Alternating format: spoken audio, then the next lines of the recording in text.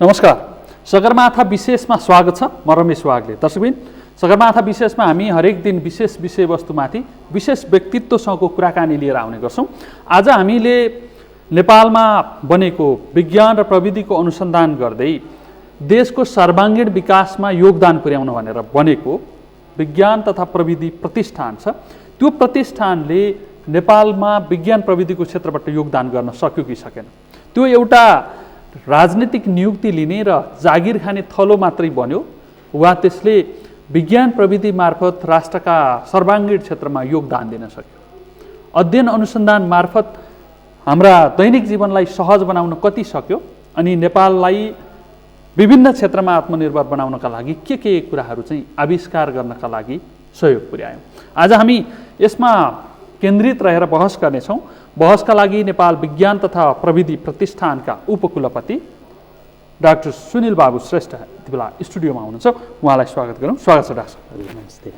पृष्ठभूमिमा मैले थोरै भनिहालेँ कि विज्ञान तथा प्रविधि प्रतिष्ठानको गठन विज्ञान प्रविधि मार्फत हाम्रो दैनिक जीवनलाई पनि सहज बनाउन अनि देशको सर्वाङ्गीण विकासमा पनि सहयोग पुर्याउनका लागि गठन भएको थियो। हामी त्यसको क्षेत्रमा प्रगति गर्न सक्यौँ कि सकेनौँ भनेर त्यहाँ भित्रै भएको बेलाको आत्मसमीक्षा सुनौ न। होइन, ठिक छ। एकदम महत्त्वपूर्ण कुराहरू उठाइदिनु भएको छ। वास्तवमा नेपाल विज्ञान तथा प्रज्ञा प्रतिष्ठान 37 वर्ष पार गरिसकेको अवस्था छ। अब यो 37 वर्षमा विज्ञान प्रविधिको क्षेत्रमा नेपाल विज्ञान तथा प्रज्ञा प्रतिष्ठानले आफ्नो ढङ्गबाट विभिन्न किसिमको चाहिँ योगदान पुर्याएकै अवस्था हो। नेपालमा इन्टरनेट भित्याउनेदेखि लिएर होइन, त्यसपछि तपाईँले चाहिँ विभिन्न किसिमको चाहिँ नेपाली आकाशमा चाहिँ नेपालको एउटा न्यानो सेटेलाइट भए पनि उडाउनेसम्म र विविध र रिसर्चहरू गर्ने र साइन्स एन्ड टेक्नोलोजीहरूको विकासमा चाहिँ आफ्नो तर्फबाट चाहिँ योगदान पुर्याउने काम चाहिँ गर्दै गएको छ। तर पछिल्लो समयमा जुन हिसाबले चाहिँ विज्ञान र प्रविधिले चाहिँ फड्को मारेको छ विश्वमा, जुन गतिले चल्नुपर्ने हो, जुन हिसाबले चाहिँ समाजमा चाहिँ विज्ञान र प्रविधिको क्षेत्रमा यो संस्था लगायत अन्य वैज्ञानिक सङ्घ संस्थाहरूबाट योगदान पुग्नुपर्ने हो, त्यो कुरामा चाहिँ अझै पनि हामीले धेरै गर्नुपर्ने ठाउँहरू रहेको हो। कमी कमजोरीहरू चाहिँ छन्, स्वीकार हुन्छ। सुरुवात होइन, यो चाहिँ ठिकै हो। किनभने अहिले जुन हिसाबले चाहिँ विश्व पुगिरहेछ, अगाडि दौडिरहेछ, हामी धेरै पछाडि छौँ नि। अब यस्ता संस्थाहरू यी त एकदमै एक्सिलेन्स उत्पादन गर्ने संस्थाहरू हुन् होइन? यस्ता संस्थाबाट चाहिँ समाजले दुई किसिमको अपेक्षा गर्छ। या त समाजले यी चिज आवश्यक पर्यो भनेर भनोस्, त्यसको समाधान भेटियोस्, होइन भने त्यसले यस्ता खालका आविष्कारहरू गर्दै जाओस् जसले समाज ओहो भन्दै पछि लाग्न सकोस्। यी दुईटा पाटोबाट हेर्दाखेरि चाहिँ कहीँ पाउनुहुन्छ नेपाल प्रज्ञा प्रतिष्ठान के अरे विज्ञान प्रविधि प्रतिष्ठानलाई? यहाँले जुन कुरा उठाउनु भयो त्यो कुरामा चाहिँ हामी पछाडि अलिकति परेको कुरा हामीले स्वीकार्नुपर्छ। वास्तविकतालाई चाहिँ स्वीकारेर त्यसमा चाहिँ कहाँ इम्प्रुभ गर्न सकिन्छ भनेर अगाडि बढ्नुपर्छ। जस्तो यहाँले उठाउनु भएको चाहिँ पेटेन्ट होइन, पेटेन्टका कुराहरूमा चाहिँ हामी पछाडि छौँ। वास्तवमा हामीले चाहिँ हाम्रा वैज्ञानिकहरू हाम्रो संस्थाबाट चाहिँ वार्षिक रूपमा चाहिँ यतिवटा पेटेन्ट भयो भन्ने कुराहरूमा चाहिँ हामी अलिक पछाडि छौँ। नभएको होइन, 2-4वटा पेटेन्टहरू दर्ता भएको छ। जुन स्पिडमा हामीले पेटेन्ट दर्ता गर्नुपर्ने हो त्यो कुरामा चाहिँ अगाडि बढ्नुपर्छ। तर यसका पृष्ठभूमि यस्ता संस्थाहरूको विकास क्रममा यसलाई चाहिँ केले सहयोगी गर्छ भन्ने कुराहरू पनि हामीले हेर्नुपर्ने हुन्छ। जस्तो तपाईँले चाहिँ म त 5I भन्छु कि पहिलो कुरा त इन्स्टिट्युसनको स्ट्याटस के छ होइन, इन्स्टिट्युसनलाई चाहिँ संस्थागत रूपमा चाहिँ कसरी हेरिरहेछ अरू संस्थाले र यसलाई कसरी सहयोग पुर्याइरहेछ भन्ने कुरा संस्थागत संरचनाका कुराहरू हुन्छ। अर्को कुरा चाहिँ यसमा हुने इन्भेस्टमेन्ट, हाम्रो लगानी कति परिरहेको छ भन्ने कुराले पनि महत्त्वपूर्ण गर्छ। र थर्ड महत्त्वपूर्ण पाटो भनेको इन्डिभिजुअल्स भन्छु म। एउटा चाहिँ पहिलो इन्स्टिट्युसन्स, त्यसपछि इन्भेस्टमेन्ट, त्यसपछि चाहिँ इन्डिभिजुअल। सबभन्दा महत्त्वपूर्ण यसभित्रका चाहिँ जनशक्तिहरू कसरी काम गरिरहेका छन्, जनशक्तिमा कुन मनोबलका साथ अगाडि बढिरहेछ, जुन भावनाले काम गर्नुपर्ने हो। साइन्टिस्ट भनेको त आफ्नो जीवन त्यहाँ अर्पेर काम गर्नुपर्ने हुन्छ। यो कुराको चाहिँ अत्यन्त महत्त्वपूर्ण छ। अर्को महत्त्वपूर्ण पाटो भनेको हामी कति इन्टर कोअपरेसनमा अरू सङ्घ संस्थासँग मिलेर काम गर्नुपर्छ।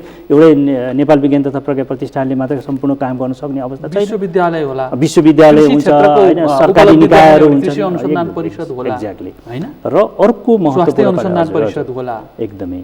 अर्को महत्त्वपूर्ण पाटो भनेको हामी यो साइन्स विथआउट बोर्डर भन्छ कि कहीँ हाम्रो सीमा नै छैन। हामी विज्ञान र प्रविधि त अब एउटा देशमा भइरहेको हुन्छ, त्यो कुरालाई चाहिँ हामीले ल्याउन सक्ने हुन्छ। टेक्नोलोजी ट्रान्सफरका कुराहरू हुन्छ, सिक्ने कुराहरू हुन्छन्। यो कुराको लागि चाहिँ इन्टरनेसनल रिलेसनको कुराहरू, यो चाहिँ अन्तर्राष्ट्रिय सम्बन्धमा हामी कतिको सफल भएर अगाडि बढ्न सक्छौँ, यो कुराहरूले चाहिँ महत्त्वपूर्ण पाटो खेल्छ भन्ने मलाई लाग्छ। अब यो अलिकति हामी चाहिँ विचार गर्नुपर्ने, पुनर्मूल्याङ्कन गरेर अगाडि बढ्नुपर्ने। अहिलेको ताजा विषय चाहिँ नेपाल विज्ञान तथा प्रविधि प्रतिष्ठानसँग नागरिक अपेक्षा। विश्वभर कोरोनाको सङ्क्रमणले मानिसहरू, नेपालमा 1-2 जनालाई देखिएर पनि ठिक भएको छ, त्यसले महामारीको रूप लिएको छैन, तर पनि आम मानिसमा त्रास। मानिसहरू चाहिँ मास्क पाएदेखि जोगिन्थे कि भनेर मास्क खोज्छन्, त्यसको अभाव भइरहेको छ। सेनिटाइजर युज गरेर सुरक्षित हुन सकिन्छ कि भनेर खोज्छन्, त्यसको पनि अभाव भइरहेको छ। यस्तो बेलामा विज्ञान प्रविधि प्रज्ञा प्रतिष्ठानसँग आम मानिसका अपेक्षा चाहिँ कोरोना भाइरसको सङ्क्रमण यसरी मास उसमा चाहिँ फैलिन नदिनको लागि के गर्न सकिन्छ? भाइरसका विशेषता के हुन्? अन्तर्राष्ट्रिय अध्ययनले के देखाए? हामी यहाँ के गर्न सक्छौँ? जस्ता कुराहरूको तथ्याङ्क चाहिँ पाउन पाए हुन्थ्यो भन्ने मानिसहरूमा लाग्छ। तर यति बेलासम्म नास चाहिँ यो कोरोनाबारे नै बेखबर छ कि जस्तो देखिन्छ कि धारणाहरू सुन्दाखेरि त्यहाँबाट आउने केही त आउला नि प्रतिक्रिया भन्दाखेरि आउँदैन, कहाँ हराइरहेछन्? होइन, ठिक छ।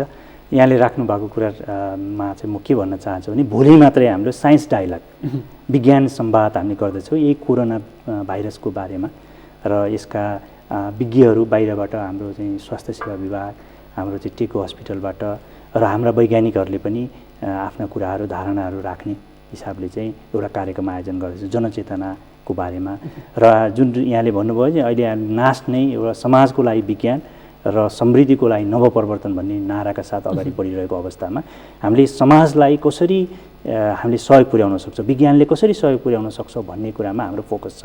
र यो कोरोना भाइरसको उसमा पनि अहिले ह्यान्ड सेनिटाइजर यहाँले पनि भन्नुभयो, एउटा चाहिँ नपाएर मान्छेहरू त्रसित अवस्थामा छ। एउटा मैले सेनिटाइजर नपाउँदा नै मैले जर्म्सलाई, होइन, जुन भाइरसलाई चाहिँ भित्राइरहेको छु कि त्यो भन्ने कुराहरू, जुन त्रास छ, त्यो त्रासलाई हटाउनको लागि हामीले चाहिँ लोकल्ली एभाइलेबल मेटेरियलबाट, होइन, स्थानीय स्तरमा चाहिँ पाउने मेटेरियलबाट कसरी ह्यान्ड सेनिटाइजर तयार गर्न सकिन्छ भनेर आज पनि हाम्रो ट्रेनिङहरू भइरहेछ, होइन। ललितपुर महानगरपालिकासँग पनि हामीले सहकार्य गरेर उहाँहरूलाई चाहिँ भनेको नासले आफैले उत्पादन गर्ने होइन कि उत्पादन गर्नका लागि सहजीकरणको भूमिका, किनभने उहाँहरूलाई चाहिँ त्यो कुन फर्मुलाको आधारमा चाहिँ सेनिटाइजर बनाउन सकिन्छ, के मिसायो भने बन्न सक्छ भनेर WHO को गाइडलाइन्स अन्तर्गत बसेर हामीले चाहिँ त्यो चाहिँ एउटा ट्रेनिङ दिने कामहरू भएको छ। र भोलि हामी फेरि अझ बढी सचेतनाका कार्यक्रमहरू गर्दैछौँ। र मास्कको कुरामा चाहिँ तपाईँले चाहिँ ललितपुर महानगरपालिकाले मास्कहरू आफै बनाइरहेको छ भन्ने कुराहरू भएको छ र हामीले आवश्यकता अनुसार चाहिँ हामीले त्यो गर्छौँ। प्रश्न चाहिँ यहीँनिर हो, विज्ञान प्रविधि प्रज्ञा प्रतिष्ठानले त मास्क बनायो भने पनि त्यो मास्क खालि धुलो ढाक्नका लागि र देखाउनको लागि छ कि त्यसले सङ्क्रमणको खतरालाई चाहिँ रोक्न सक्छ भन्ने मापदण्डको खोजी हुनुपर्ने। त्यसै गरी सेनिटाइजर कहीँ बनेको छ भने त्यो सेनिटाइजरको चाहिँ कुन मापदण्डमा बनेको छ, त्यसले जर्म्स मार्छ कि खालि सेनिटाइजरको जस्तो बास्ना मात्रै आउने, त्यसमा अल्कोहलको मात्रा कति हुनुपर्ने हो, अन्य चिजहरू कति हुनुपर्ने, प्रयोग हुनुपर्ने हो, जस्ता चिजहरू हेर्नुपर्ने। अहिले चाहिँ ती बनिरहेका कुरालाई चाहिँ उपलब्धिको रूपमै मानिँदै गएको हो कि जस्तो देखिन्छ नि। एक्ज्याक्टली, त यो महत्त्वपूर्ण प्रश्न यहाँले उठाइदिनु भएको छ। हामीसँग त्यो प्रष्ट रूपमा चाहिँ, होइन, बजारबाट आएर त्यो चाहिँ एकदम गरेर, होइन, त्यसका चाहिँ त्यसलाई चाहिँ हामीले चाहिँ ठिक बेठिक भनेर, होइन, त्यसलाई हामीले सर्टिफाई गर्ने चाहिँ हामी त्यो अथोरिटीमा चाहिँ होइनौँ, होइन, त्यसलाई गर्न चाहिँ सक्दैनौँ। तर रिसर्च चाहिँ गर्नुपर्ने हो। जस्तो यहाँले भनिरहनु हुँदाखेरि अब जस्तो जुन एभाइलेबल छ एमजी, के अरे यो विभिन्न किसिमका चाहिँ यो के अटो, के अरे अजिनोमोटो, होइन, विभिन्न उसमा चाहिँ पाइने अजिनोमोटोको हामीले चाहिँ एउटा रिसर्च सहकार्यमा चाहिँ एउटा रिसर्च पनि गरेका छौँ, होइन। त्यो कुराहरू हामी डिसेमिनेसन गर्ने। जस्तो अन्य कुराहरूमा चाहिँ जस्तो अहिले मास्ककै कुरामा पनि हामीले चाहिँ अब हामी ठ्याक्कै त्यो अथोरिटीमा भने कसैले रिक्वेस्ट गरिदियो भने होइन ल यो यस्तो उस छ पानीको कुरामा पानी यस्तो छ भनेर कसैले गर्यो भने त्यसलाई रिसर्च गरेर हामी अब त्यो रिपोर्ट एज अ साइन्टिस्टको हिसाबले साइन्टिफिक रिपोर्ट त दिन्छ तर त्यसलाई त्यसका चाहिँ अन्य कार्य त्यसलाई चाहिँ अगाडि बढाउने चाहिँ अरू अन्य निकायहरू के छ भनेदेखि खाने तेल आउँछ हजुर जसमा गुणस्तर प्रमाण चिन्ह बाहिर छाप लागेको हुन्छ ल्याबमा परीक्षण गर्यो भनेदेखि शुद्ध तोरीको तेल भनिएको ठाउँमा तोरीको अंश भेटिँदैन हजुर त्यो चाहिँ के गर्छ भने यस्ता चिजहरूमा त विज्ञान प्रविधि प्रज्ञा प्रतिष्ठानले त खोजी गरेर त्यसमा हुनुपर्ने मापदण्ड के हो भएको वास्तविकता के छ यति रिपोर्ट सार्वजनिक गर्यो भनेदेखि त एउटा त्यो प्रमाण चिन्ह दिने निकायमाथिका प्रश्न उठ्छन् एउटा नागरिकले त्यसको उपभोगलाई रोक्दिन सक्छ एक्ज्याक्टली अहिले तपाईँले फुड अब DFTQC भन्ने छ होइन यसको क्वालिटी एस्योरेन्स गर्ने निकायहरू छन् होइन अब हामी कहिले कहिले सहकार्यमा पनि काम गर्छौँ तर अब एउटा निकायले जुन गरिरहने कामहरू छन् त्यसमा हामी त्यसलाई हस्तक्षेप गर्दैनौँ त्यसलाई हस्तक्षेप गरेर हामी प्रमाणपत्र दिन्छौँ भनेर नलाग्नुहोस् हजुर तर उसले दिएका प्रमाणपत्रका वस्तुहरू अथवा उसका विषयमा पनि प्रश्न नगरौँ नागरिकले उपभोग गर्ने वस्तुको गुणस्तर के छ त एक्ज्याक्टली त्यसमा जस्तो नागरिकले कुनै कुराको टेस्ट गर्नलाई भन्यो भने हामीले अहिले एनालिटिकल सर्भिस सेन्टर भनेर गर्न खोजिरहेछौँ होइन हामीले सेवा दिन्छौँ जस्तो पानीको मेरो गुणस्तर कस्तो छ भनेर आउनुभयो भने हामी टेस्ट गरेर उहाँलाई रिपोर्ट दिन्छौँ तर हामी त्यो पानीको रिपोर्टले यस्तो भयो भन्दै चाहिँ हिँडिरहेको चाहिँ छैन होइन कोरोना भाइरस हजुर हामी त कोरोना भाइरसबाट मास्क सेनिटाइजरतिर अल्मल्यौँ हजुर अनि खाने तेलतिर पनि पुग्यौँ होइन त्यो नास्टबाट खोजिएको भूमिका हो हजुर तर नास्टले भाइरस के हो भाइरसको सङ्क्रमण कसरी फैलिन्छ त्यसलाई निष्क्रिय पार्न के काम गर्न सकिन्छ जस्ता प्रयोगहरू गर्न थाल्नुपर्ने थियो होला होइन एक्ज्याक्टली तपाईँले भन्नुभएको कुरा हो अब नेपाल विज्ञान तथा प्रज्ञा प्रतिष्ठान अहिले मैले पनि भने नि है 5वटा कुरामा चाहिँ डिपेन्ड हुन्छ अब इन्भेस्टमेन्टका कुराहरू त्यहाँ हुन्छ होइन हरेक कुराको चाहिँ हामीसँग न त जनशक्तिको अहिले जनशक्तिको अभाव छ हामीसँग होइन हाम्रा चाहिँ दरबन्दीमा चाहिँ जति हामीले चाहिँ पाउनुपर्ने हो त्यति पाउन सकिरहेको छैन विगतमा भएको दरबन्दी कटौती भएको छ भएका मानिसहरूको करियर डेभलपमेन्टको बाटो खोल्ने कुरा चाहिँ एक्ज्याक्टली ऐन बनाउनेदेखि ती कुराहरू अप्ठ्यारोमा छन् सधैँ आफै अप्ठ्यारोमा चाहिँ कति वर्ष एक्ज्याक्टली अहिले हामीले अलिकति चाहिँ यसलाई खुकिलो बनाएर दरबन्दीहरू चाहिँ अब चाहिँ लोकसेवासम्म चाहिँ हामीले चाहिँ सहमतिको लागि चाहिँ मागिसकेका छौँ कति दरबन्दी माग्नु होइन हाम्रो त 231 जो टोटल दरबन्दी हो त्यतिमै पनि हामी पुगेका छैनौँ कि हामीले अहिले चाहिँ नयाँ पदपूर्तिहरू गर्न नसकेको अवस्था छ होइन हामीसँग भएका जनशक्तिको चाहिँ प्रमोसनहरू हुनुपर्ने जुन रोकिरहेको अवस्था छ यो कुरालाई नै खुलाउन खोजिरहेछौँ होइन नपुगेको दरबन्दी थप्ने अथवा भएको दरबन्दीमा खुलाउने होइन अब दरबन्दीतिर मैले त्यो स्रोत साधनमा हुनुहुन्छ तपाईँ हजुर अनि मैले अर्को एउटा जोडिहालेँ मैले अर्को एउटा कुरा 14 वर्षदेखि त्यहाँ भर्ना भएका वैज्ञानिकहरूको पदको बढुवा छैन उनीहरूको जिम्मेवारी पनि महत्त्वपूर्ण जिम्मेवारी छैन उनीहरू उकुस मुकुस छन् र यसलाई जागिर मात्रै खाने एउटा केन्द्र बनाउने कि जागिर छोडेर बाटो लाग्ने त्यो तहका बहसमा वैज्ञानिकहरू उत्रिन्छन् वैज्ञानिकहरूले एउटा इनोभेसन गर्लान् त्यसले चाहिँ नागरिक स्तरमा एउटा उत्साह भर्ला उनीहरूलाई पनि उपलब्धि प्राप्त गरेँ मैले भनेर चाहिँ आफूलाई देखाउने चिज होला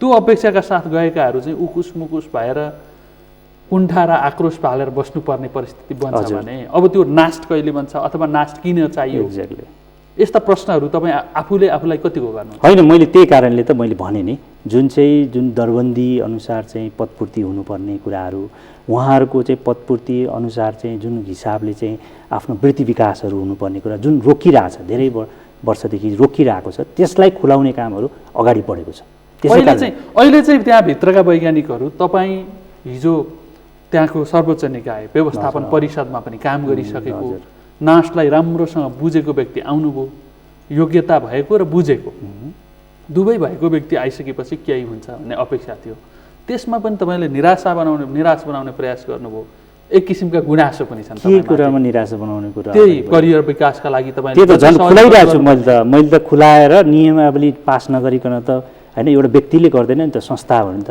एउटा नियम कानुन हुन्छ प्रोसेस हुन्छ त्यो अनुसार प्रोसेस अगाडि बढाएर त अहिले त लोकसेवा आयोगसम्म पुर्याउने काम भएको छ। हामीले चाहिँ व्यवस्थापन परिषदबाट पास गरेँ, अनि त्यसपछि हामीले चाहिँ मन्त्रालय मार्फत चाहिँ सहमतिको लागि पठाए, मन्त्रालयबाट अहिले चाहिँ लोकसेवा गर्छ। यो खुलाउने कामहरू एउटा प्रोसेस लिन्छ होइन। व्यक्तिले चाहिँ एकदमै मलाई मन लाग्यो मैले खुलाइदिने त भएन, एउटा प्रोसेस लिनलाई समय लाग्छ। यो समय गर्दाखेरि अहिले अगाडि बढिसकेको छ। अब केही समयपछि यो मेरो विचारमा यो वैज्ञानिकहरूको तह निर्धारण हुने, उनीहरू चाहिँ त्यहाँभित्र काम गरे बापत चाहिँ सिनियर भएको महसुस गर्ने त्यो वातावरण चाहिँ बनाउँदै हुनुहुन्छ। एक्ज्याक्टली, त्यो त जुन सिस्टम छ नि तपाईँ गइसकेपछि त्यहाँ सुरुवात गरेको चाहिँ स्मार्ट नास्ट, हजुर होइन? हजुर, त्यो कार्यक्रम त्यसमा चाहिँ के गर्दै हुनुहुन्छ तपाईँले?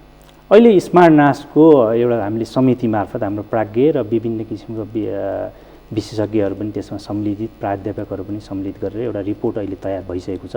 त्यो ह्यान्डओभर पनि भइसकेको छ र त्यही दौरानमा चाहिँ हामीले चाहिँ स्मार्ट नास्ट अहिले भनौँ न हाम्रा चाहिँ कम्प्युटराइज सिस्टममा चाहिँ हाम्रो एकाउन्टिङ सिस्टमहरू नभइरहेको अवस्थामा हामीले अब यसलाई चाहिँ डिजिटाइज गर्ने, सफ्टवेयर मार्फत चाहिँ कामहरू गर्ने अगाडि बढिरहेको छ। फिजिकल इन्फ्रास्ट्रक्चरमा पनि कसरी हामीले चाहिँ एउटा डिजिटल एउटा चाहिँ नास्ट भनेको अलिक फरक संस्था होस् भनेर एउटा मान्छेले एउटा भिजिटरले आउँदाखेरि अनुभूति गर्न सक्ने खालका कुराहरू हामीले अगाडि बढाइरहेछौँ।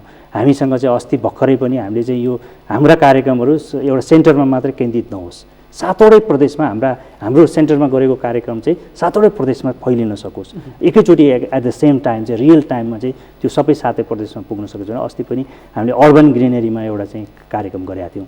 त्यो कार्यक्रम चाहिँ हामीले सातवटै मेयर साहबहरू, उपमेयरज्यूहरूसँग चाहिँ हामीले डाइरेक्ट इन्टरेक्सन गरेर चाहिँ त्यो कार्यक्रमलाई पुर्याएको छौँ।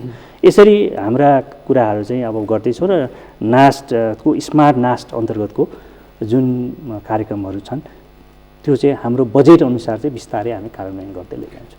त्यो स्मार्ट नास्टमा पनि तपाईँका आन्तरिक प्रश्नहरू छन्। हजुर, ती प्रश्नहरू चाहिँ वैज्ञानिकहरूबाटै छन्। वैज्ञानिकहरूले चाहिँ त्यो तपाईँले गरेका कार्यक्रममा अनुसन्धानमा भाग लिन नपाएर हो कि स्मार्ट नास्ट भनेको चाहिँ के रहेछ भनेको तलाउ सजाउने रहेछ, बाहिरको बगैँचा राम्रो बनाउने रहेछ, ढोका चाहिँ क्यामेरा राखेर अटोमेटिक सिस्टममा लाने रहेछ, अनि डिजिटल बोर्ड रहेछ। त्यसमा अलिअलि प्रयोग गर्ने विलासिताका वस्तुहरूको पनि जोडिन आउँछ भनेर गुनासो गर्छन् नि। अनुसन्धान पद्धतिलाई त्यहाँभित्रका वैज्ञानिकहरूले ल्याउने अनुसन्धानका प्रस्तावहरूलाई चाहिँ प्रभावकारी रूपमा अगाडि बढाउने भन्दा भौतिक रूपमा चाहिँ स्मार्ट देखिने प्रयास ज्यादा भयो भन्ने गुनासो छ। यो कुरा अब कहाँबाट आयो मलाई थाहा छैन होइन। म के भन्न चाहन्छु भने हामीसँग विभिन्न कार्यक्रमहरू छन्। स्मार्ट नास्ट एउटा वान अफ द कार्यक्रम हो है। तपाईँले वैज्ञानिकहरूले अब तपाईँलाई कसरी भन्नुभयो थाहा छैन होइन। यदि भनेको भए वैज्ञानिकहरूले चाहिँ गर्ने वैज्ञानिक कार्यक्रमहरू हाम्रो रातो किताब भन्छौँ हामी, प्राज्ञ सभाबाट पास गरेर जान्छ। यो कार्यक्रमहरू वैज्ञानिकज्यूहरूले गर्ने भनेर हामीले छुट्यायो, यो फ्याकल्टीले यो गर्ने यो कुरा भनेर गरेको हुन्छ होइन। त्यो कार्यक्रमलाई त मैले रोकेको छैन। उहाँहरूले त आफ्नो हिसाबले चाहिँ कार्यक्रममा बजेट छ, आफ्नो त्यहाँ भएको म्यान पावर अनुसार उहाँहरूले नै दिएका कार्यक्रमहरूलाई सञ्चालन गर्ने हो। वैज्ञानिकको पाटो त्यो फिजिकल इन्फ्रास्ट्रक्चरको अर्को पाटोले हेर्छ होइन। त्यसमा अब भनौँ न प्रमोसनको आफ्नो कुरा हुन्छ। अब जस्तो हामीले अहिले चाहिँ युवा वैज्ञानिक फोरम भनेर युवा वैज्ञानिकहरूलाई अब वैज्ञानिकहरूले आफ्नो कार्यक्रम पो बढी कन्सन्ट्रेट गर्नु पऱ्यो। अब युवा वैज्ञानिकको फोरम हाम्रो कार्यक्रम भएको छैन उता भनेर उहाँहरूले गर्नु कार्यक्रममा मैले कहीँ रोकेको होइन नि। उहाँहरूले त आफ्नो दत्तचित्त लाएर कसरी सक्सेसफुल्ली त्यो कार्यक्रम गर्ने भन्ने कुरामा उहाँहरूको जोड हुनुपर्ने। अब युवा वैज्ञानिक फोरम कहाँ युवा वैज्ञानिक भनेर त बाहिरको मान्छेलाई त समेट्नु पऱ्यो नि त। नास्टले त विज्ञान र प्रविधिलाई त फ्लोरिस गर्ने हो होइन, अगाडि बढाउने हो। सबैको यो राष्ट्रको नै हो नि त। नेपाल विज्ञान तथा प्रविधि युवा वैज्ञानिक फोरमले चाहिँ आफ्नो कार्यक्रम गर्छ। महिला वैज्ञानिक फोरमले चाहिँ अस्ति भर्खर पनि एउटा चाहिँ होइन नेपालको समृद्धिमा विकासमा चाहिँ महिला वैज्ञानिकहरूको के योगदान हुनसक्छ भनेर कार्यक्रम गर्नुभयो। राम्रो कार्यक्रम, उहाँहरूको आफ्नो कार्यक्रम हुन्छ। प्रमोसनले चाहिँ आफ्ना चाहिँ विभिन्न किसिमको चाहिँ साइन्स डायलग जस्ता कार्यक्रम गर्नुहुन्छ। फिजिकल इन्फ्रास्ट्रक्चर सामान्य प्रशासन मन्त्रालय अन्तर्गत त्यहाँका फुलहरू सजाउने गेट, किनभने एउटा एस्थेटिक पोइन्ट हो। एउटा भनौँ न नास जस्तो अर्गनाइजेसनमा चाहिँ अब तपाईँको त्यहाँ ढोका के अरे खोल्नुपर्ने त होइन नि। अहिले आएको आइटी सिस्टममा एउटा सिम्पली एउटा तपाईँ सट्ट मान्छे जाँदाखेरि खोल्न सक्छ। त्यो एउटा के त्यसमा बिग्रियो त्यस्तो नराम्रो नदेख्दा डिजिटल बोर्ड राखेर चाहिँ काम गर्न त कुनै उयो होइन। डिजिटल बोर्ड अटोमेटिक सिस्टममा खुल्ने ढोका हेर्दाखेरि त्यहाँ भित्र गइसकेपछि आकर्षक सजावट हुनु हजुर त्यो एउटा बाटो हो। त्यो प्रश्नको विषय होइन, हजुर तर त्योसँग जोडिने चिजहरू चाहिँ भएनन्, गुनासो त्यहाँनिर हो। अब थोरै सेन्टर फर एक्सिलेन्सको विषयमा कुरा गरौँ। सेन्टर फर एक्सिलेन्स चाहिँ कति वर्ष अगाडि सुरु भएको प्रोग्राम हो? सेन्टर अफ एक्सलेन्स सुरु भएको चाहिँ अहिले भर्खरै सुरु हुन लागेको। यो मैले जस्तो सेन्टर फर एक्सिलेन्स अन्तर्गतकै होइन त सुदूरपश्चिममा हामीले खोलेको एउटा हो होइन, सेन्टर? यो प्रादेशिक शाखा कार्यालय भनेर खोलेको हो महेन्द्रनगरमा। अहिलेको जुन संरचना, सङ्घीय संरचना बन्यो, प्रदेश होइन, सङ्घ र स्थानीय सरकार, तीन तहको सरकारहरू बनेको अवस्थामा हामीलाई के लाग्यो भने हामी अब यो शाखा कार्यालय खोल्दै जाने होइन कि हाम्रो एउटा सेन्टर अफ एक्सलेन्स भयो, एउटै मात्र विषयको एउटा सेन्टर अफ एक्सलेन्स हो प्रत्येक प्रदेशमा, एटलिस्ट पनि एउटा प्रदेशमा एउटा सेन्टर अफ एक्सलेन्स हो। सुदूरपश्चिममा जडीबुटी भनिएको थियो होइन, सुदूरपश्चिममा अहिले हाम्रो टोली गइरहेको छ, टोलीले चाहिँ एउटा रिपोर्ट दिन्छ अब कुन सेन्टर अफ एक्सलेन्स बनाउने त, त्यो प्रदेशमा एउटा सेन्टर अफ एक्सलेन्स हामी वहाँ प्रदेश सरकारकै चाहना बमोजिम अथवा प्रदेशकै जनताको चाहना बमोजिम, स्थानीय तहको प्राज्ञिक जीवहरूको चाहना बमोजिम त्यो सेन्टर अफ एक्सलेन्स इस्टाब्लिस गर्न खोज्छौँ। र त्यो सेन्टर अफ एक्सलेन्स चाहिँ यस्तो सेन्टर अफ एक्सलेन्स हो, त्यसले चाहिँ हामी फेरि त्यो अब भनौँ न ल नेचुरल प्रडक्टको तपाईँको जडीबुटीकै सेन्टर अफ एक्सलेन्स 7 नम्बर प्रदेशमा खोल्यो भने त्यो सेन्टर अफ एक्सलेन्स फेरि अर्को प्रदेशमा खोल्दैनौँ होइन, त्यो सेन्टर अफ एक्सलेन्स चाहिँ 7 नम्बर प्रदेशमा भएको सेन्टर अफ एक्सलेन्सले आवश्यकता अनुसार अरू प्रदेशलाई पनि सपोर्ट गर्छ। हो, यहाँनिर कन्फ्युजन कहाँनिर देखियो हजुर भन्नु न।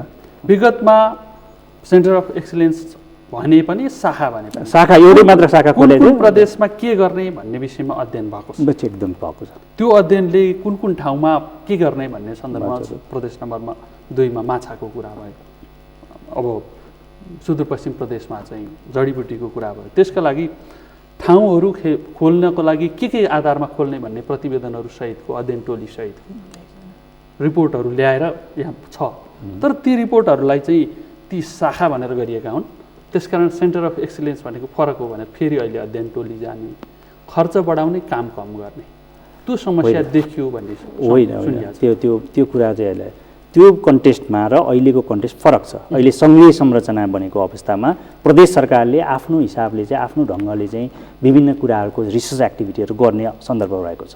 अहिले तपाईँले सुन्नुभयो होला कुनै प्रदेशले चाहिँ होइन आफ्नै किसिमको प्रादेशिक चाहिँ नाच जस्तै संरचनाहरू बनाउन खोजिरहेको छ भन्ने कुराहरू छ।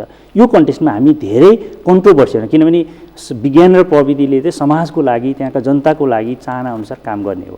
त्यसकारणले हामी के भन्यौँ भने एउटा समझदारीमा, सहकार्यमा भनेको विगतमा छनौट भएका कहाँको लागि विशेष केमा अनुसन्धान गर्ने भनेर सेन्टर अफ एक्सिलेन्स अथवा शाखा जे भने पनि हजुर होइन, हामीले त्यो रिपोर्टलाई पनि हाम्रो जुन टोली गएको छ, एउटा विज्ञ टोली गएको छ, उहाँले रेफरेन्समा राख्नु भएको छ, त्यो कुरा पनि त्यहाँ बताउनुहुन्छ।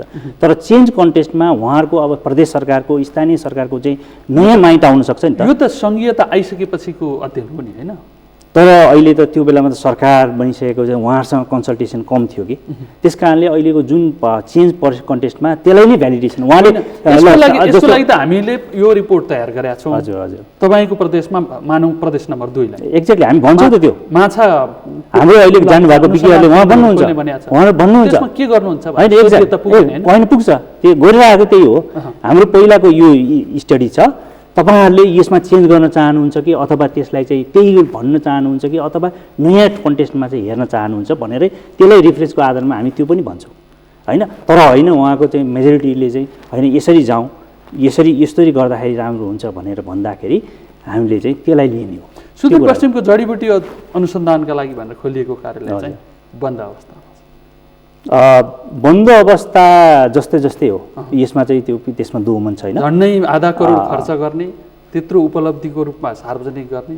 एक्ज्याक्टली अहिले तपाईले एकदम राइट हैन, अहिलेको तपाईले पठाउनु भएको कुरा चाहिँ एकदमै महत्त्वपूर्ण छ कि हामी जे कुराकानी गर्दाखेरि अलिकति एकदमै राम्रोसँग स्टडी गरेर हैन त्यसलाई चाहिँ दिगोपना दिनुपर्ने हुन्छ के। अब तपाईको चाहिँ त्यहाँ चाहिँ विगतमा त्यो खोलियो, त्यहाँ चाहिँ कर्मचारी पठाउनुमा पनि कर्मचारीहरू नगएको अवस्था र त्यसले चाहिँ कुनै सञ्चालन गर्ने कुनै अरू हैन चाहिँ अगाडि बढाउन चाहिँ कुनै स्रोत साधनलाई पनि पर्याप्त रूपमा चाहिँ नभएको अवस्थाले गर्दाखेरि अहिलेको चेन्ज कन्टेस्टमा हामी कसरी त्यसलाई चाहिँ एउटा चाहिँ राम्रो बनाउन सकिन्छ भने त्यही आधारमा गरेको। अहिले तपाईँले सुदूरपश्चिममा जाँदाखेरि महेन्द्रनगरमा त्यो चाहिँ भनेको पर्याप्त अध्ययन नभएका कारणले आएको समस्या हो। एक्ज्याक्टली, किनभने हामीसँग चाहिँ ल यसरी पठाउने भन्ने कुराहरू भएन होइन। सञ्चालन गर्ने अब अफिस खोल्यो होइन। अब अर्को विषय, हामी अन्तिममा छौँ, समय अब कम हुन्छ होइन। हामीले गत वर्ष विश्वले सेटेलाइटमा प्रवेश गरेको झन्डै 60 वर्षपछि होइन नानो सेटेलाइट पठायौँ। त्यो नानो सेटेलाइट चाहिँ वैशाख 4 गते हजुर उड्यो राति। हजुर त्यसपछि हाम्रा प्रधानमन्त्रीले भाषण गरिदिनु भयो कि अब नेपाल सेटेलाइट युगमा प्रवेश गर्यो। हजुर त्यसमा के थियो भनेदेखि अब नानो मात्रै होइन, ठुला स्तरका सेटेलाइट पनि पठाउनका लागि काम गर्ने र सेटेलाइट मार्फत हुने उपलब्धिहरू आफ्नै सेटेलाइट प्रयोग गरेर देशले सेटेलाइट मार्फत तिर्नुपर्ने पैसा पनि देशमै राख्न सक्ने भन्ने थियो। त्यसका लागि त्यो नानो सेटेलाइटले कसरी काम गर्छ भनेर हेर्नका लागि चाहिँ 1 महिनाभित्र ग्राउन्ड स्टेसन बनाउने भनेको थियो। त्यो अवधि पार गरेर त्यसको झन्डै 8-9 महिना 10 महिनापछि तपाईँको वार्षिक उपलब्धि सार्वजनिक भयो। त्यहाँ चाहिँ ग्राउन्ड स्टेसन बनाएको चिज पनि भेटिएन। के समस्या? होइन, ग्राउन्ड स्टेसन बनिसकेको छ।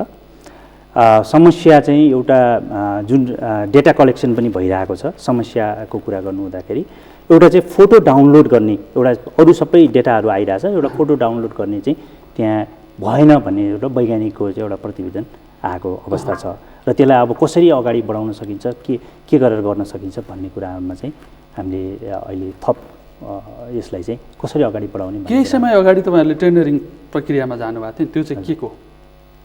Ground station? होइन, ग्राउन्ड स्टेसन, सम्पूर्ण ग्राउन्ड स्टेसन तयार गर्ने भन्ने नै हो। त्यो लगभग अहिले आएको अनुसार चाहिँ सबै तयार भएको छ। खालि एउटा चाहिँ के हो भने डाउनलोडिङ, फोटो डाउनलोडिङ गर्ने चाहिँ सूचना प्राप्त भएन भन्ने कुरा चाहिँ यो हाम्रो फ्याकल्टी अफ टेक्नोलोजी यो चाहिँ एकदमै नेपाली समाजलाई नै, हजुर, नेपाली समाजलाई हाम्रो आफ्नो सेटेलाइट भयो अब भन्ने थियो। हुन त यो जापानको एउटा के अरे क्युटेक युनिभर्सिटी, हजुर हो, क्युटेक युनिभर्सिटीको अनुसन्धान प्रोग्राम अन्तर्गत गरिएको थियो। हाम्रा के अरे ती चाहिँ 3वटा देशका लागि उनीहरूले प्रयोग गरेका थिए होइन। होइन, यो बर्ड्स प्रोजेक्ट अन्तर्गत हो र यो बर्ड्स 3 अन्तर्गत हो। यसमा चाहिँ त्यो 3टा कन्ट्रीले चाहिँ हामीले चाहिँ होइन गरेको हो। वान अफ द कन्ट्रीमा चाहिँ हामी नेपाल हो र यो चाहिँ युएनले पनि यसलाई सपोर्ट गरेको छ होइन। JSPSले पनि यसलाई सपोर्ट गरेको अवस्था छ र विशेष त यो चाहिँ के हो भन्दाखेरि एप्लिकेसन भन्दा पनि यो चाहिँ रिसर्च अनुसन्धानको लागि होइन। जस्तो प्रधानमन्त्रीलाई तपाईँहरूले नै जान्ने मान्छेले नै ब्रिफिङ गरेर त बोल्नुभयो होला नि होइन। प्रधानमन्त्रीले गत वर्ष नै अब नेपाल सेटेलाइट युगमा प्रवेश गर्यो भनेर बोल्नुभयो। आफ्नै सेटेलाइट छ, अब हामी आफै उपलब्धिहरू चाहिँ यहीँबाट निकाल्छौँ भनेर। तर त्यहाँबाट उपलब्धि नहुँदाखेरि प्रधानमन्त्रीको बोलीको पनि अर्थ रहेन कि, यहाँनिर फस्नुभयो प्रधानमन्त्री पनि। यो त सुन्नु न, यो चिजलाई त यसको जिम्मा त नासले नै लिनुपर्छ नि होइन। होइन, नासको जुन कार्यक्रम अन्तर्गत चाहिँ न्यानो सेटेलाइट जुन चाहिँ डिप्लोय गर्ने थियो स्पेसमा, यो सक्सेसफुल्ली डिप्लोय भयो होइन। यो एउटा रिसर्च प्रोजेक्ट थियो। यसले धेरै मान्छेहरूको उत्साह, धेरै युवा वैज्ञानिकहरूको धेरै जनतामा एउटा उत्साह आएको छ र यो काम हामी गर्नै सक्दैनौँ भन्ने सोचमा चाहिँ परिवर्तन ल्यायो। अहिले तपाईँको त्यसपछि नै युवा वैज्ञानिकहरूले अब हामी सेटेलाइट बनाउँछौँ अरे। अहिले पनि विभिन्न चाहिँ प्रदेशमा जाँदाखेरि होइन तपाईँको चाहिँ विद्यालयका भाइ बहिनीहरूले पनि राम्रो किसिमले चाहिँ एउटा सेटेलाइटको एउटा नमुना होइन त्यसबाट चाहिँ अनुसन्धान गरेर बनाइरहेको छ। यो चाहिँ एउटा के यसको प्रोजेक्टको फाइदा के हो भन्दाखेरि यो प्रोजेक्ट चाहिँ रियल प्रोजेक्ट हो। तर हामीले त्यही फोटो डाउनलोड गर्न सकेनौँ अथवा सेटेलाइटमा पठाइसकेको नानो सेटेलाइटलाई होइन यो फोटो यस्तो उपलब्धि हासिल गर्न सकेनौँ नि। यसमा म भन्न चाहन्छु यो बर्ड्स 3 प्रोजेक्ट अन्तर्गत हो। यसमा हामी भुटान, बङ्गलादेश, क्युटेक, जापान यो सबै नेटवर्किङमा छ होइन। तपाईँले त्यो जुन चाहिँ फोटोहरू क्युटेकबाट चाहिँ डाउनलोड भइरहेछ, हाम्रै सेटेलाइटले खिचेका फोटोहरू पनि डाउनलोड भइरहेछ। तर हामीले आफै गर्न सक्ने चाहिँ भएन। होइन, आफै गर्न पनि सकिन्छ, अब नसकिने होइन। पहिला अब यो नयाँ काम गर्नलाई कहिले होइन तपाईँले चाहिँ चन्द्रयानको कुरा पनि तपाईँलाई थाहा छ, गर्दै गर्दाखेरि केही कुराहरू कमी कमजोरी त्यो आइडेन्टिफाई गरेर बिस्तारै अगाडि बढ्ने कुराहरू छन्। त्यसलाई सकारात्मक सोचका साथ अगाडि लिउँ होइन। तपाईँले चाहिँ अब हाम्रो फोटोहरू चाहिँ हामी नेटवर्किङमा बसिरहेछौँ, यसले एउटा सेटेलाइटले नखिचेको अर्को सेटेलाइटले खिच्ने, त्यो कुराहरू पनि सहकार्य हुन्छ। र यसले चाहिँ के गरेछ भन्दा रियल प्रोजेक्ट हामीले लन्च गरेका छौँ, नयाँ उत्साह दिएको छ। हाम्रा दुईजना वैज्ञानिकहरू, एकजनाले पिएचडी गरिरहेको छ, एकजनाले चाहिँ तपाईँले मास्टर गरिरहेको छ, फेरि त्यो एउटा वैज्ञानिकलाई अर्को अफर पनि आइसकेको छ त्यो उसलाई चाहिँ पिएचडी गर्नको लागि। भन्दाखेरि यसले चाहिँ ह्युमन रिसोर्सेसहरू डेभलप गर्नको लागि मद्दत पुर्याएको छ। एउटा नेपालको एउटा न्यानो सेटेलाइट भए पनि अगाडि अन्तरिक्षमा पुगेको अवस्था छ। यसले चाहिँ जनमानसमा चाहिँ एउटा चाहिँ उत्साह जगाएको छ र हामीले पनि सिक्दै अगाडि बढ्ने एउटा चाहिँ माध्यम पाएको छ। त्यस कारणले मैले अब हामी अब धेरै कुरा गर्न बाँकी रहँदै विज्ञान प्रविधिको कुरा चाहिँ नगर्यो भनेदेखि नगरिकन पनि रहिरहन्छ, तर गर्न थालिसकेपछि यसमा धेरै कुरा छन्, किनभने व्यवहारिक कुराहरू जोडिन्छन्। यसमा तपाईँहरू विगतमा फर्का वैज्ञानिक भन्नेलाई ब्रेन पुलिङ मात्रै भनेर नबस्नुहोस्, उपलब्धि देखाउन सफल हुनुहोस्। तपाईँहरूलाई शुभकामना छ। समय र विचारका लागि पनि धन्यवाद। हस्, धन्यवाद। हाम्रो ब्रेन पुलिङ कार्यक्रम अन्तर्गत नयाँ वैज्ञानिकहरू पनि फर्केर आइसक्नु भएको छ, उहाँहरूले काम गर्नुहुन्छ र विज्ञान र प्रविधिको क्षेत्र यसको रिजल्ट एकैचोटि आइहाल्ने होइन, यसका चाहिँ विभिन्न किसिमका चरणहरू पार गर्दै गर्नुहुन्छ। तर हामीले अलि स्पिडका साथ अगाडि बढाउनुपर्छ र मैले भने होइन I5 को कुरा गरेँ, त्यो I5 मा विचार गरेर हामीले अगाडि बढाउँछ र हामी सबै मिलेर सबैले सकारात्मक सोच राखेर अगाडि बढ्न सक्यो भने मात्र विज्ञान र प्रविधिको क्षेत्रमा विकास हुने हो र त्यसको रिजल्ट हामीले भविष्यमा प्राप्त गर्ने हो। र तपाईँहरूको धेरै सहयोग भइरहेछ। विज्ञान प्रविधिलाई हाँक्ने तपाईँहरूको टिम हजुर पुरै सकारात्मक बनोस्, नेतृत्वको हिसाबले तपाईँले बनाउनुहोस्। समय र विचारका लागि धेरै धन्यवाद। यहाँलाई पनि धेरै धेरै दर्शकबिन, तपाईँलाई पनि धन्यवाद यतिन्जेल हेरेर साथ दिनुभयो। कार्यक्रमको समय सकिएको छ, म सहित सम्पूर्ण युनिटलाई बिदा दिनुहोस्। सगरमाथा टेलिभिजन हेर्दै गर्नुहोला। नमस्कार।